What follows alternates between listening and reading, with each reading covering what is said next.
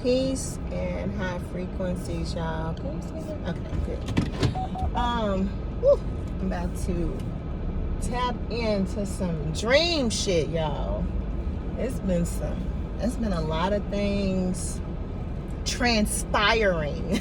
We're gonna use that word, transpiring in the dream realm. And the symbolism is real, y'all. And I want to talk to y'all a little bit before I go into my dream about the symbolism in the dreams, because a lot of people don't understand their dreams because they don't understand the laws of nature. They don't understand different spiritual pantheons. They don't understand the symbolism and the universal laws of life and what different things mean. And so when you are having these dreams, they're picking up on energy symbols and energetic symbols that you may not be aware of here in your conscious life because you haven't got to the point of those studies yet. So things may seem weird. Things may seem outlandish to you. You may be like, what in the hell?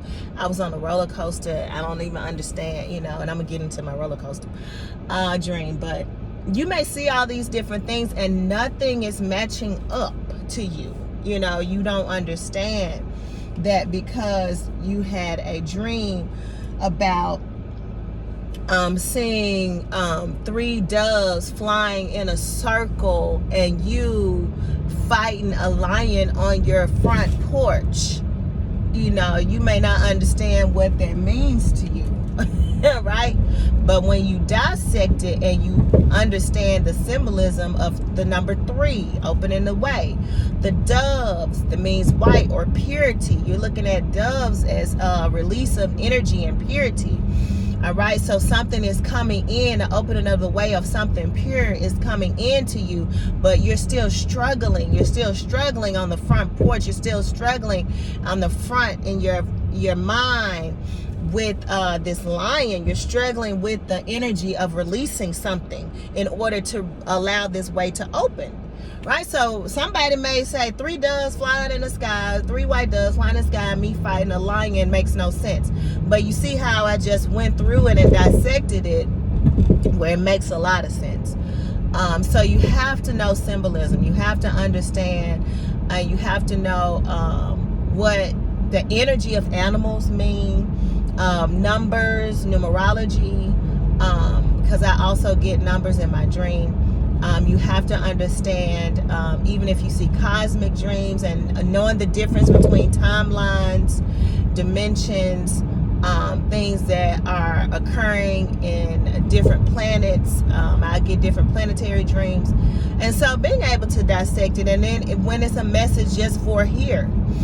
So night before last, I had a dream about me being in this state where it was ice and snow. If you all follow me on Instagram on the Black Fit Witch page, I talked about it.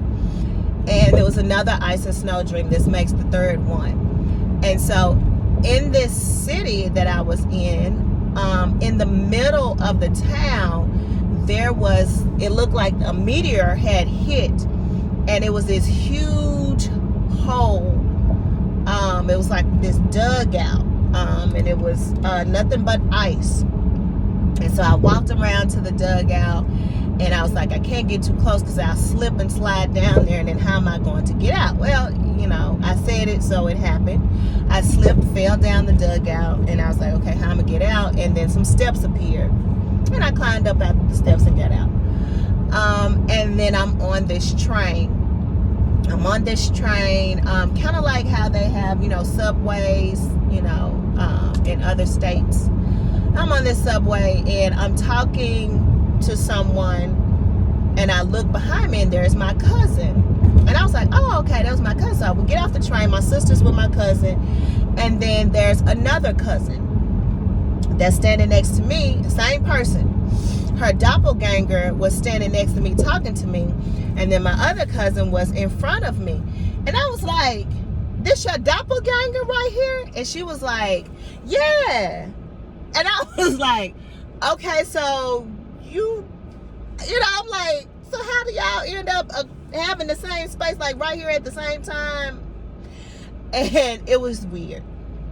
So that was night before last. I'm still dissecting what all the ice means, because I'm getting a lot of ice and snow dreams, and I haven't dissected that cold energy on the ice and the snow and what that means. But it was very interesting about the doppelgangers, and what I'm thinking that dream is telling me is that we are going to be interacting more and more with our other selves from other timelines and other dimensions. It is not going to be as I would say weird, or that's not even the word I'm looking for. It's not going to be as unheard of as it's been, these last few years. Like, yeah, we know about doppelgangers. We've heard of it. It's kind of like a mysticism around doppelgangers. Movies have said you're not supposed to walk in, just like on Tenet, you're not supposed to go back to your past and see your future self and all this kind of stuff. But I think it's going to get to a point where we are going to interact with our doppelgangers, and it's not going to be as unheard of or misunderstood or only happening once in a lifetime to certain people. It's going to be happening consistently, and our doppelganger is going to help us move things forward on this planet that we're on, because it's a plan. Okay, this is all a plan. This all is an experience. Okay, all the different planetary systems in the cosmos, they're a plan. They are a system, just like plantation is a system, a study. Okay, so this where we are is a study. It is a system of a study, and we're a part of it. And so, being that we'll learn how we are supposed to interact with our doppelganger and not be afraid of it, and not be scared, and make it something so weird that it's going to start happening more and more to a lot of us. So you all be on the lookout for that. If someone's been interacting with their doppelganger, let me know. I've interacted with mine before, back in 2018. We were sitting on the couch and having a conversation, and I can't remember. I don't even know what the conversation was. It feels like it was more telepathic than anything, but I was face to face with myself, right? Looking at me and me looking at me, and we had a conversation. So that happened in 2018, so I know we're able to do it. We're going to do it more. We'll probably experience it more in the dream space, so we'll be able to come to grips with it and not be so in awe and shock and wake ourselves up.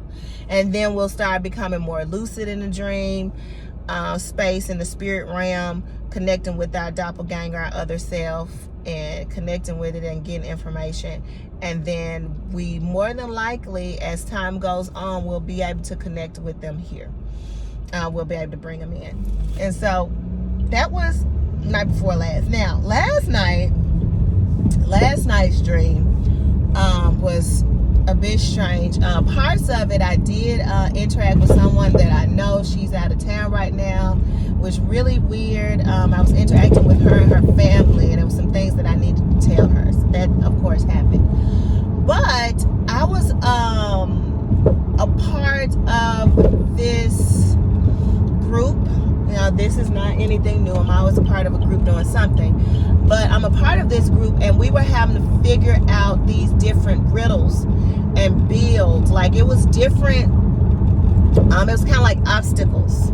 All right. And so there were different obstacles set up where we were, and we had to read the paper, figure it out, and then present it. It was completed. But along this path was someone that I have a disagreeable energy towards here in this reality. And I was telling her really how I felt about her, because I have a lot of stored up issues with, and it's a family member. So I have a lot of stored up issues with this individual. And so I just let it all out. I told her how I felt, and it was like she wanted to, put hands on me, but I wasn't backing down. And someone else in the family called her and told her, calm down. She hadn't touched you. Why are you trying to fight her? And I was just vocalizing the energy that's within me to her. Now, a part of this dream, I was asleep. I told you I'd be going like 2 levels deep in dreams now. So I was dream within a dream. This has been going on quite frequently now. And so I was 2 levels deep in the dream. And this is what caused some chaos with me vocalizing to her. I'm going to go back a little bit to explain. So I'm asleep in the dream. And I wake up and I was told by a child in the dream, and this child in the dream felt like it was somebody that was close to me that knew me. But this child in the dream told me that while I was sleeping, that they were saying things over me. And I was like, what were they saying?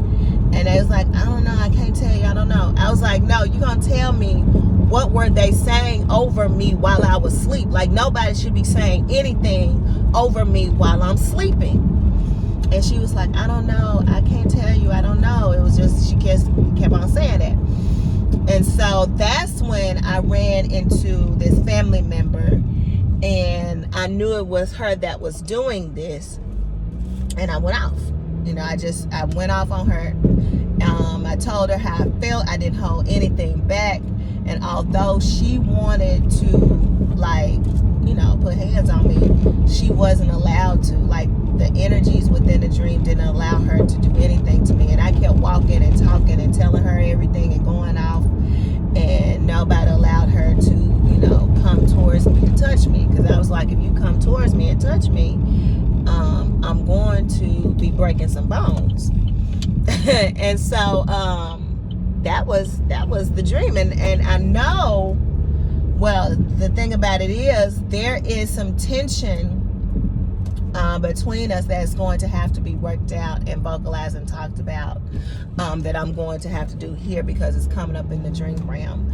And there's an energy of fighting energy.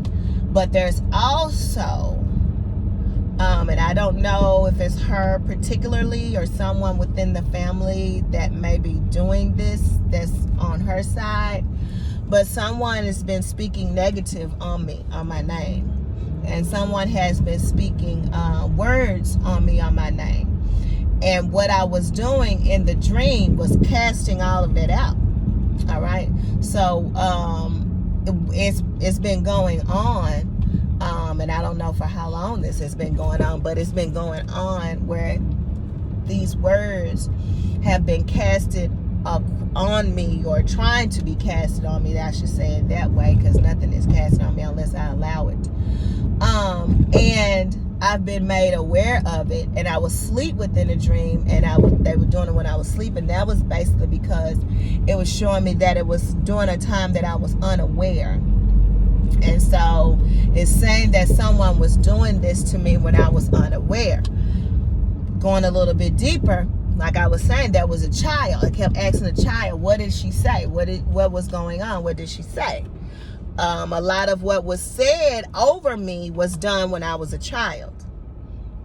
So it wasn't always done as an adult. It may not even be done currently, but it was words and things that was said over me while I was a child that I am now casting out and being aware of, because like in the dream it's saying that I was asleep.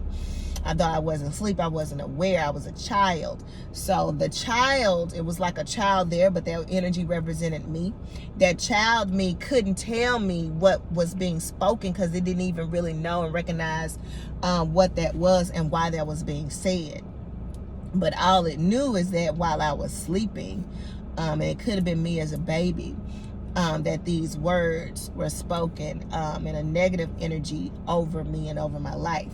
And so I've killed it. I've cast it out, and I've removed it, rebuked it, whatever words you want to use with my magic. My magic comes from vocalizing, right? Saying it, knowing it, saying it, walking in my power, When you're walking in your power, you're walking in your energy. When you know who you are, all right? When you know who you are. And that's basically all it is here in this life. Knowing who you are. When you are knowing who you are, you don't have to do all of that stuff, all right? You don't have to do all the candle magic, fire magic, and all of this other stuff. And because you know who you are. You know that all of those things and tools that you're using is nothing greater than the force that is within this physical vessel. Like what I have, what you have within your physical vessel is powerful than any crystal, stone, anything in this world. I am coming into an awareness of knowing that this physical vessel coupled with our essence is one powerful, yet complicated piece of work. It's complicated because there's a scientific and a metaphysical nature to the manipulation of it, on how to get things to, and especially here in this realm, because we work in the ethers, we work with fire, water, air, and earth. So we have to learn how to manipulate and bend those things to how we need things to be in alignment with the laws of this universe. But once we learn how to manipulate that, because it's physical vessel along with that essence, just like in the Bible, Jesus took everything up with him. Okay, he took his physical vessel, his essence, and took it. Okay, so if it's stating that and telling us that, that lets us know there is some power in this physical vessel. And a lot of people try to discredit, like, this physical is dense, is you know, is nothing, we leave it behind. But we're giving it for a reason. We look a certain way for a reason. Our voice tone is for a reason. Our vibration in our voice calls in things. So some people, and I know I used to be like this, some people don't even like listening to themselves. They don't like to record themselves and see themselves and listen to themselves. And that tells a lot about why you're not connected to your soul essence the way you should be, because this is a gift, right? This is a gift. So like right now, I'm speaking from my essence.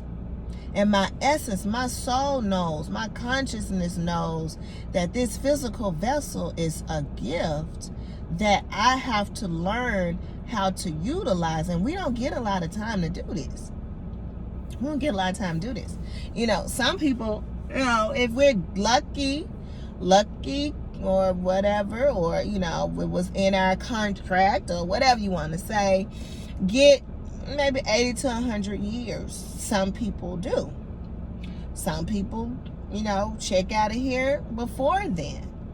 So we only have a short amount of time. And shit, half of that time, you know, we got to learn how to walk. We're in the baby stage. We got to learn how to walk. We have to learn how to talk. We have to learn how to use our fingers, our toes, how to eat food without spitting it up on ourselves. So we go through a year of not knowing nothing. Then we got to go through another year of even knowing how to use the vocal cords to make stuff sound, whatever language we're speaking, to make those words come out in these mantras. All right. Then you get to, okay, how do I use these fingers? We don't even know how to use these fingers. All right. Till we're probably about 4 years old. Like, for real, you don't know how to tie a shoe. You don't know how to control and your balance and your weight on a bike. You don't even learn how to manipulate technology like this vehicle until you're 16, 17. So we'll just say we learning the basics of how to try to manipulate energy, you know, just the basics for almost 20 years. And some people die in their 20s. Then, if you're not aware of the soul essence that's within you, your energy and all that, if you've grown up and not having that a part of your lifestyle, which many of us have, only like the new age, Gen Z, is being introduced early at a young age, because a lot of the Gen X's and the millennials have done a lot of the work All right, and the baby boomers did the work, and the baby boomers did the work so as millennials could be able to push it. And now that they pushed it on us, you know, and they waking us in a certain way, we pushed away from the religious aspect, and now we've had children. Now those Gen Z children are awakening up faster than we did, because it took me to age 19 to start understanding the system, the unseen hand, the government that we're in. And so just saying all of this to say that we really don't have a lot of time to understand this connection, and that's why everything is valuable. That's why you can't just sex everybody and anything. When it comes down to having sex with partners and multiple partners, you know, people have their ideas about that. And from my perspective, giving away, each time you have sex, you're giving away your essence. You're connecting with your essence. If you're a woman that's using all these toys, you're releasing your essence on this toy. All right? Because you're trying to fulfill an emotional urge that you don't know how to control. And a lot of people don't know how to control the emotional urges of the sexual drive. So they'll have all these succubus that visit them in dreams. They'll have people in the physical vessel that'll end up having different Facebook pages and Instagrams that surge into that energy that they are attracting, because they are that's what they're putting out. So you get back what you put out, and they'll attract men or women, depending on, you know, what gender you are. You'll attract people who just want sex, or people who are just have a sexual energy, or people who just want to do orgies and all this kind of crap, and not knowing that each time you're losing yourself. If you're not connecting with someone who is cycling that energy back to you, and that's why it's good to understand your sexual nature from various perspectives, and to have a partnership with someone.